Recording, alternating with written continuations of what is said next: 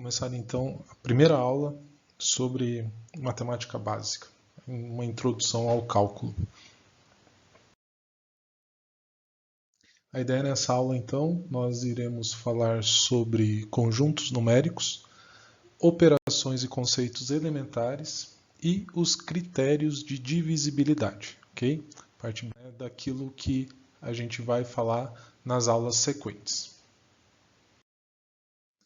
Bom, inicialmente nós vamos falar aqui sobre os números reais, né? O que a gente entende por números reais, né?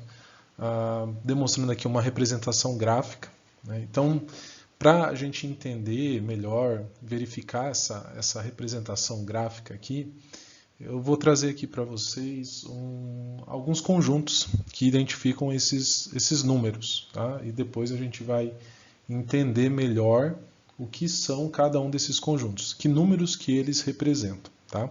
O primeiro conjunto a gente tem aqui que são os números naturais, ok? Esse conjunto, né, o primeiro conjunto, vamos dizer assim, a gente pode classificar ele como sendo um subconjunto dos números inteiros, né, representados aqui pela letra Z, inteiros, que é abordado por um conjunto maior denominado de racionais, né? E por fim, a gente tem um conjunto denominado irracionais, né, que unindo todos esses conjuntos aqui, a gente chega então no que a gente chama do grande conjunto dos números reais, né? Vamos entender agora o que são cada um desses conjuntos, o que eles representam numericamente para a gente. Então, primeiramente, quando a gente fala dos números naturais, a gente entende então que são os valores a partir de 0, 0, 1, 2, 3, 4 e assim sucessivamente, ok? Quando nós temos a notação, esse asterisco aqui, né, no conjunto, entende-se que eu estou tomando todos os valores do conjunto com exceção do zero, tá? Então notem que aqui não aparece o zero, ok? O próximo conjunto, os inteiros. Então os inteiros a gente entende que são os valores aqui que vão vindo menos infinito até o mais infinito, né? Mas são valores inteiros. Então lá menos 4, menos 3, menos 2, menos 1, 0, 1, 2 e assim sucessivamente, ok? Dentro desse conjunto dos inteiros, nós podemos estabelecer os subconjuntos dele. Então, né, usando algumas notações aqui. Quando eu tenho esse Z com esse positivo aqui, né, ele está representando para mim todos os valores inteiros positivos, ok? Então, a partir aqui do zero. Posso escrever outro conjunto dos inteiros negativos, né, fazendo a notação aqui do sinal de menos. Está bem pequenininho ali, mas ele está indicando o sinal de menos, ok? Então, vem lá do menos infinito até o menos 1. E também posso fazer uma outra notação, né, além dos inteiros positivos, usar o asterisco para denotar então esse conjunto com exceção do valor zero. Okay? Então, esses seriam os conjuntos e subconjuntos dos inteiros. Na sequência, nós temos os números racionais, né? O que nós entendemos por números racionais? São todos os valores x, tal que esse x eu posso colocar ele na forma de P sobre Q, né? Numa forma de uma fração, onde assumimos que P é um valor que pertence aos inteiros e o Q também é um valor que pertence aos inteiros, com exceção do zero, tá? Que não pode ser o valor zero. O conjunto dos irracionais, então são todos os números que não são racionais, ou seja, nós não conseguimos colocar ele nessa forma P sobre Q, na divisão. E alguns exemplos desses valores seriam, né, por exemplo, a raiz de 2, a raiz de 5, a raiz de 6, a raiz de 7, o π, o Euler, né, são alguns exemplos dos números irracionais. Por fim, a gente chega então no grande conjunto dos reais, né? Os reais nada mais é que a união então de todos os valores racionais e irracionais. Então todos os valores a gente coloca dentro desse grande conjunto, ok? Bom,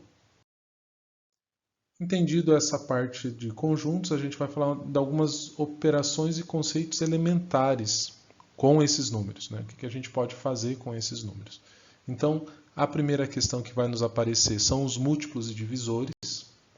Nós entendemos como sendo múltiplos de um número, né? Os múltiplos de um número natural, vai ser o produto dele por um outro número natural não nulo. Né? Então, por exemplo, quero verificar os múltiplos de 2, né? Indicado aqui por M2. Então, ele vai ser dado por essa forma aqui. Ó. Então, a tabuada. Okay, ó. 2 vezes 1, o 2. 2 vezes 2, 4. Então, ou seja, 2, 4, 6, 8, 10, 12. Né? São valores que são múltiplos de 2, porque a gente pode pegar um número natural aqui ó, nessa coluna, 1, 2, 3, 4, 5, multiplicar por 2, eu vou ter um resultado. Isso define para mim, então, esses múltiplos de um valor. Assim a gente poderia fazer com qualquer outro. Quais são os múltiplos de 3? Pego todos os naturais e multiplico por 3. Os múltiplos de 4, de 5, e assim sucessivamente. Ok?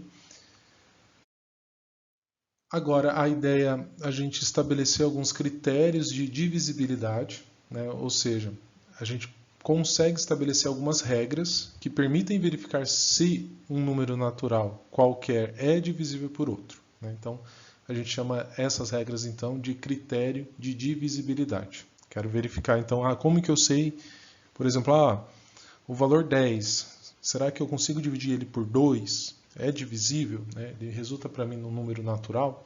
É essas questões que nós vamos abordar aqui na sequência. Então, primeiro, a divisibilidade por 2. Entendemos que o número é divisível por 2 quando o algarismo das unidades, né, o último número lá, o número for terminado em 0, 2, 4, 6 ou 8. Então, se ele acabar em uma dessas unidades aqui, a gente entende que ele é divisível por 2. Todos os números que são divisíveis por 2 ele tem uma denominação especial. Né? A gente fala que eles são os números pares. Okay? E os números que, consequentemente, nós não conseguimos dividir por 2, nós denominamos como ímpares.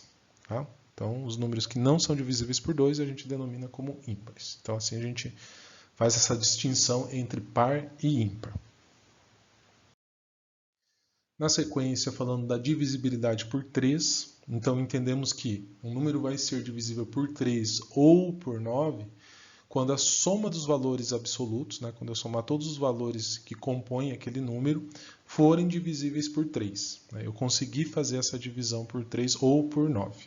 Né, é o critério dessa divisibilidade. Na sequência, a divisibilidade por 4. Então, o número vai ser divisível por 4 se o número formado por 2 algarismos da direita for divisível por 4. Então, basta eu verificar os 2 últimos algarismos da direita, se eles são divisíveis pelo valor 4, então, consequentemente, todo o número será. A divisibilidade por 5, basta eu verificar se o número, né, o último número lá for 0 ou 5, né, ou seja, o meu número for terminado em 0 ou 5, eu consigo então fazer a divisão por 5. A divisibilidade por 6, ela é determinada quando um número ele é divisível simultaneamente pelo 2 e pelo 3. Então, quando eu consigo dividir ele por 2 e por 3, eu digo que ele é divisível por 6. E por fim, a divisibilidade por 10, né, ela é estabelecida então quando o algarismo das unidades for 0. O último número for 0, então eu consigo fazer essa divisão por 10. Ok? Então essa aula, só uma ideia inicial sobre os números e operações elementares. Até a próxima aula. Bons estudos!